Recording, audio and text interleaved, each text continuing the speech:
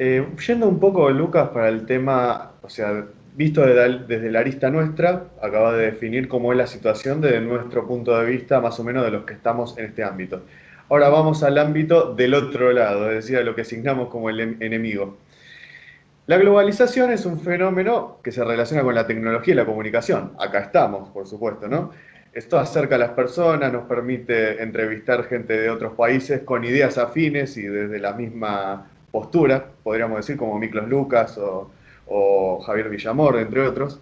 Ajá. Pero también eh, también hay que definirlo, diferenciarlo del globalismo, porque en la globalización está incluido el globalismo, que es una postura político-ideológica que tiende a homogeneizar y dominar las naciones.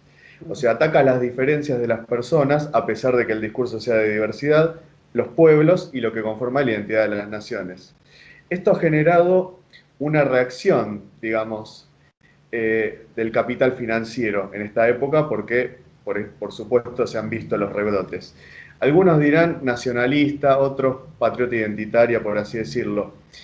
En este contexto, y si es posible que nos des una definición, ¿cómo podríamos reconocer en este contexto del lado oscuro de la globalización que llamamos globalismo, cómo reconocemos un nacionalista? Qué buena, te agradezco la pregunta, Lucas. Es muy interesante. Mira, sin entrar en discurrir por campos así muy intelectuales, te quiero nombrar solamente un autor, que es Marshall McLuhan, Uh Herbert -huh. Marshall McLuhan, que hablaba como las tecnologías de la comunicación como en tres instancias, ya que ya hablaste de las tecnologías, ¿no? Efectivamente, nosotros ahora nos estamos comunicando como producto, como consecuencia de los beneficios de la tecnificación y de la tecnologización de las comunicaciones, ¿no? Y hablaba de tres momentos: la aldea tribal, es decir, la aldea de la tribu, podemos decir, donde las fronteras eran conocidas, vos sabías todos los miembros de la aldea quiénes eran, y la información era de alguna manera limitada, era un grupo donde vos conocías principio y fin de lo que pasaba. Tenías al viejo sabio, al que le preguntaba las cuestiones de la vida, tenías al líder guerrero, la aldea tribal, ¿no? Después pasamos a un momento con digamos, el descubrimiento de la imprenta, lo que McLuhan llamó la galaxia Gutenberg. Galaxia en el sentido de que ya había una expansión a partir de la mecanización de la imprenta, donde ya era inabordable el material que vos podías acceder, ¿no? Pero al mismo tiempo hablaba de galaxia y no de aldea porque las fronteras eran difusas, es decir, imprimir cientos de miles de libros y que cada libro se pueda editar cientos de miles de veces, hacía como inabordable las posibilidades del saber con la galaxia Gutenberg. Pero dice, después pasamos a una tercera fase a la que llamó aldea global. ¿Y por qué aldea global? Porque esa explosión de las comunicaciones con las nuevas tecnologías, el Internet podemos llamar hoy, ¿no? Y los medios de comunicación, se vuelve a la lógica del globo y de la aldea, porque ya es una comunidad donde empezamos a conocer nuevamente sus fronteras, pese a que en ese globalismo la información también es ilimitada.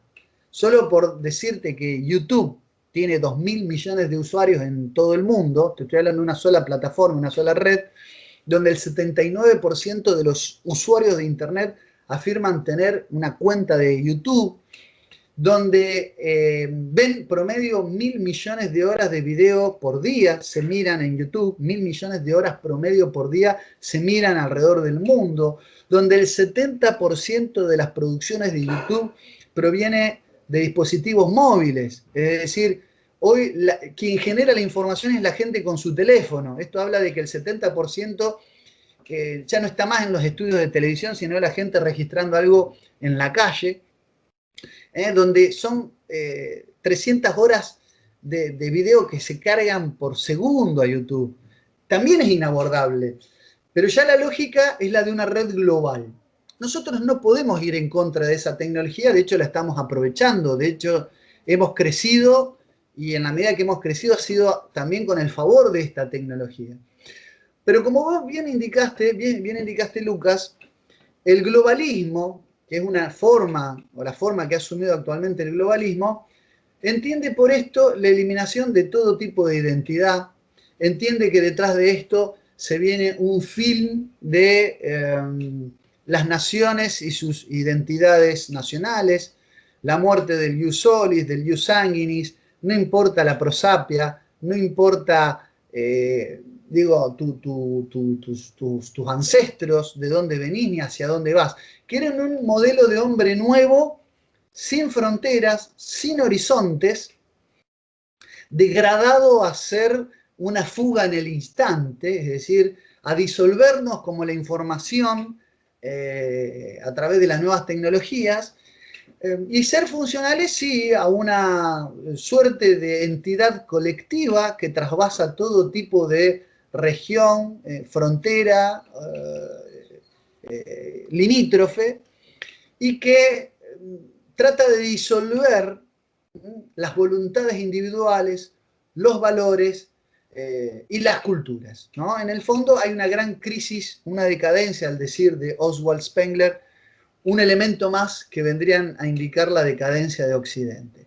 Entonces, tu pregunta es muy adecuada, porque primero que hay que distinguir globalización del globalismo, eso estoy de acuerdo. O sea, el enemigo es el globalismo como tal, no la globalización en términos tecnológicos. Nadie quiere volver a la edad de piedra, ni comunicarnos con señales de humo por decirnos nacionalistas, eso está claro. Nosotros queremos aprovechar las potencialidades de la tecnología. Lo que pasa es que también detrás de la tecnología hay un capitalismo recalcitrante, que ciertas tecnologías las promueve, ciertas tecnologías les da prensa, y a ciertas tecnologías que hoy tranquilamente permitirían que los vehículos sean autopropulsados con energía solar, no le dan la misma cabida, porque hay intereses petrolíferos, intereses corporativos, que lo que van a hacer con esas tecnologías es dejarlas absolutamente sumidas en un silenciamiento y en una persecución total. Eso por un lado, o sea, el capitalismo es selectivo con las tecnologías que promueve y difunde, y por lo tanto también hay tecnologías que son proscriptas y silenciadas y ocultadas. Ahora, ¿cómo reconocer? Acá viene la segunda parte de tu pregunta. ¿Cómo reconocer a un nacionalista? Bueno, es una pregunta compleja, difícilmente resumible en pocas palabras, pero básicamente lo que podemos identificar, cómo reconocemos a un nacionalista, es aquel que no se deja fagocitar por toda la mácula, yo hablo así difícil, pero es mi forma de hablar, por toda la mácula hedonista que hay detrás del globalismo. Es decir, la lógica del consumo, la lógica de la ostentación de lo material. Eso habla mucho, ¿no?, de las personas. El globalismo que nos impone ideas, por ejemplo, por ejemplo, hay mucho hoy en día del joven que asume que una idea es buena porque así se la practica o se la lleva adelante en los países del primer mundo. Por darte una idea, cuando salió lo del aborto, circulaba un mapa que decía que los países del norte, los países más industrializados y que mejor les va, todos tenían legalizado el aborto. Entonces nosotros, que somos economías atrasadas, países periféricos, en vías de desarrollo, teníamos que hacer ¿qué? Legalizar el aborto. Y vos decís, pero esto es una falacia de afirmar el consecuente. Es decir, que compartamos la legalización del aborto con los países del norte no nos va a hacer ni más ricos, ni mejores, ni más desarrollados. Esto sería tan ridículo como pensar que porque legalizamos el aborto, mañana vamos a tener superávit en la balanza comercial y vamos a tener superávit fiscal, que vamos a, no sé, que porque legalizamos el aborto no vamos a tener más deuda externa. Claro que no se equivocan los países centrales. Una falacia liberal, ¿no? Pero bueno, esa es la gran falacia liberal, tal cual, tal cual. Entonces, en realidad, esto de creer que una idea es buena porque es importada, es lo primero que tenemos que tratar de erradicar. Y los genuinos nacionalistas, te quiero decir, hay personas que ni siquiera se autodefinen o se ponen a sí mismos esta etiqueta, yo soy nacionalista, porque hay gente que filtra con sentido crítico aquellas ideas que vienen de afuera, o por lo menos que las asume como buenas solo por el hecho de que vienen de afuera. Entonces eso ya es un elemento, bueno, esta persona la tengo que tomar en consideración, es una persona a la que tengo que convocar a la que tengo que sumar a nuestras filas. A lo mejor no tiene que tener una gran instrucción, pero sí tiene sentido común, gran sentido común. Es decir, no toda idea, porque se aplica en todas partes del mundo, es necesariamente buena y funciona. Es decir, en el fondo somos nacionalistas. No porque somos herméticos, cerrados al mundo. No somos nacionalistas porque queremos estados elefantiásicos y deficitarios, sino porque si hacemos acuerdos bilaterales o multilaterales, tienen que ser acuerdos cuyo fin favorezcan el interés de la nación. Si nosotros tenemos diálogo o contacto con otras economías, con otras partes del mundo, hacemos acuerdos de hermanamiento, zonas de libre comercio, intercambios económicos, tiene que ser para favorecer al conjunto de la nación, no a un grupito económico o a un conjunto de empresas, no a sectores, privados o lo que se llama también hoy en día muy de moda capitalismo de amigos, no para hacer capitalismo de amigos, sino para que el bien común de la nación prime y hacia eso podamos favorecer. Yo creo que ¿cómo identificamos a un nacionalismo? Primero y ante todo cuando no compra de manera acrítica las ideas que se imponen como buenas solamente porque vienen de afuera. Esa sería como primera instancia la nota. Hay muchas más para decir, pero me parece que prima facie es la que indica cuando alguien se perfila como un buen nacionalista. Lucas, mencionaste algunos puntos en tu anterior respuesta que me gustaría hacer hincapié para saber lo que pensás sobre esto. O sea, por un lado es interesante, o me resulta a mí muy interesante, cómo la derecha actualmente tiene que ser nacionalista, pero sin ser nacionalista. O sea, toma todas las ideas, pero no dice que es nacionalista, hay un miedo a la palabra, no, somos patriotas, patriotismo y demás. O sea, por un lado es como que hay una gran contradicción, yo diría, en este aspecto en la derecha, porque tienen que reivindicar al Estado-Nación, pero quieren continuar con una ideología de libre mercado. Eh, Todas estos, digamos, esas contradicciones, una falta de realismo también, y no dejar nada de lado, que se puede ver en algunos referentes, ¿sí? Me hace a mí preguntarme, ¿no? Nos hace preguntarnos quizás a los nacionalistas.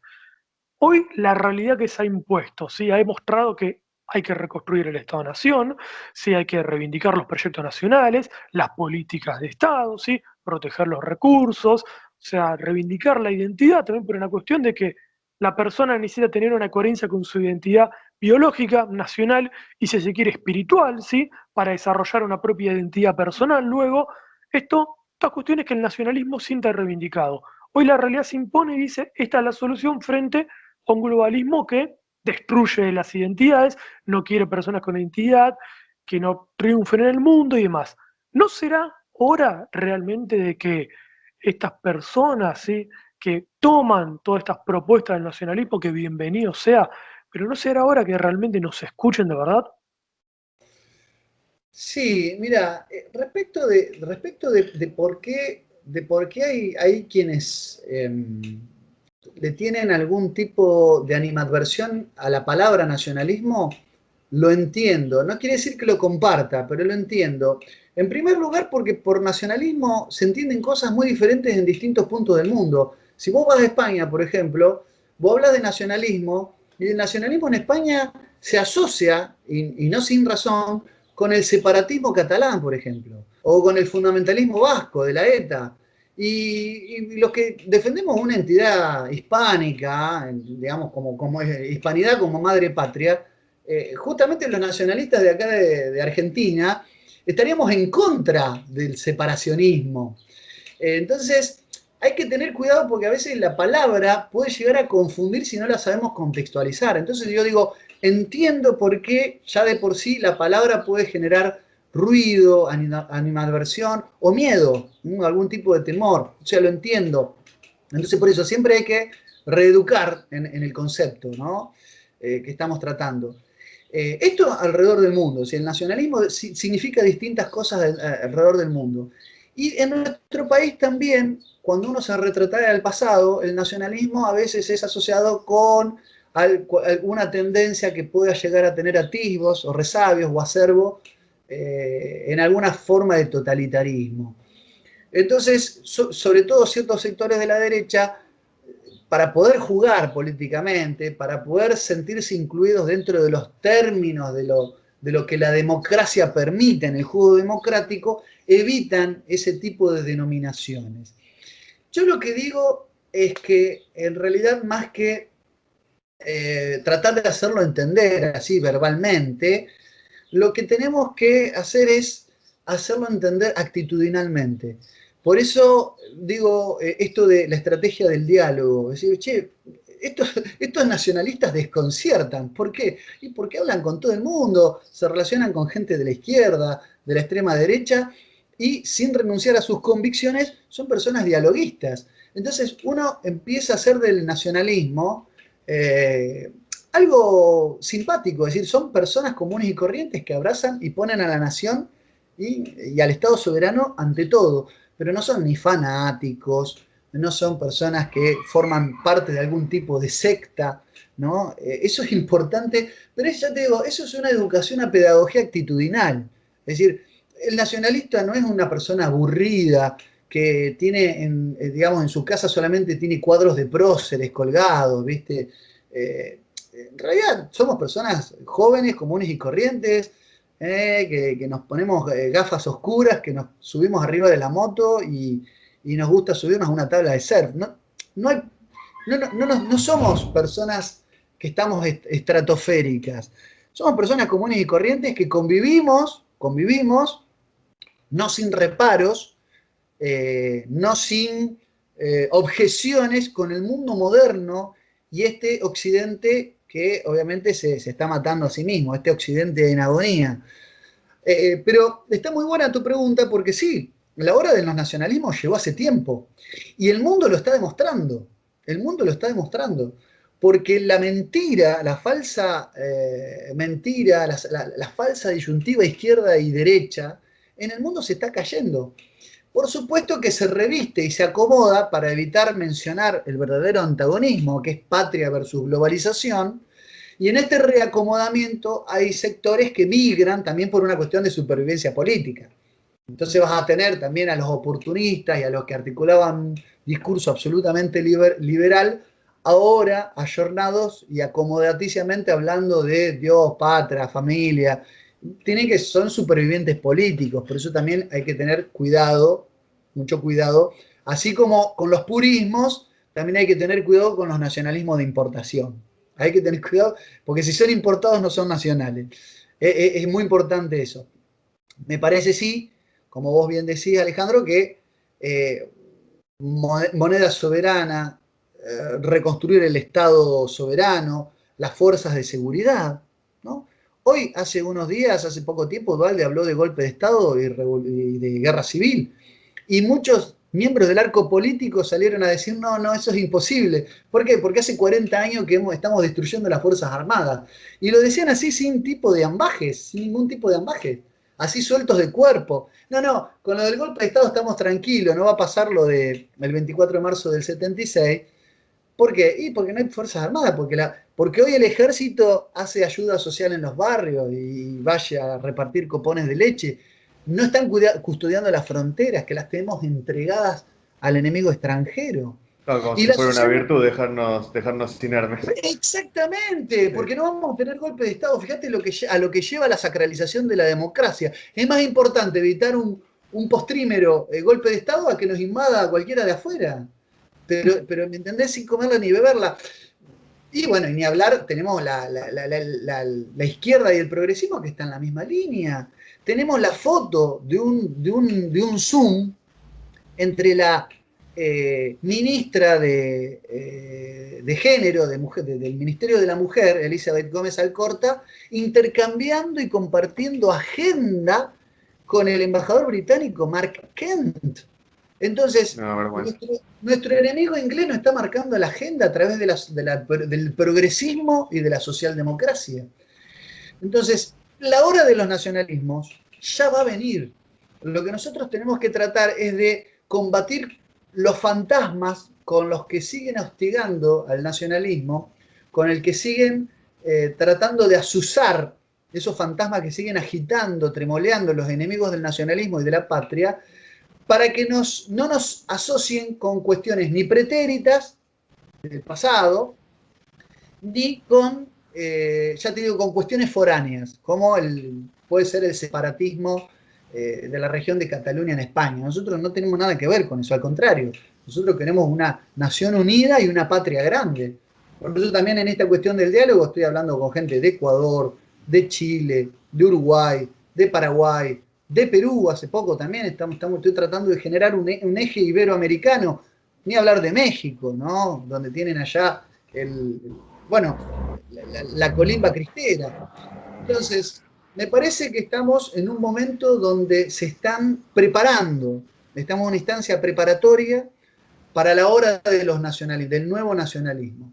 Y bueno, tenemos que estar preparados, sobre todo porque obviamente vamos a ser atacados, furibundamente atacados por aquellos que saben que se les termina el verso de la izquierda y la derecha, ¿no? Si querés ayudarnos a seguir generando sentido común, entra al link de Patreon que te vamos a dejar en la descripción. Con tu donativo, por mínimo que sea, estás ayudando a que pueda existir una alternativa desde el nuevo nacionalismo, para que Argentina y América en su conjunto pueda despertar y ser una potencia.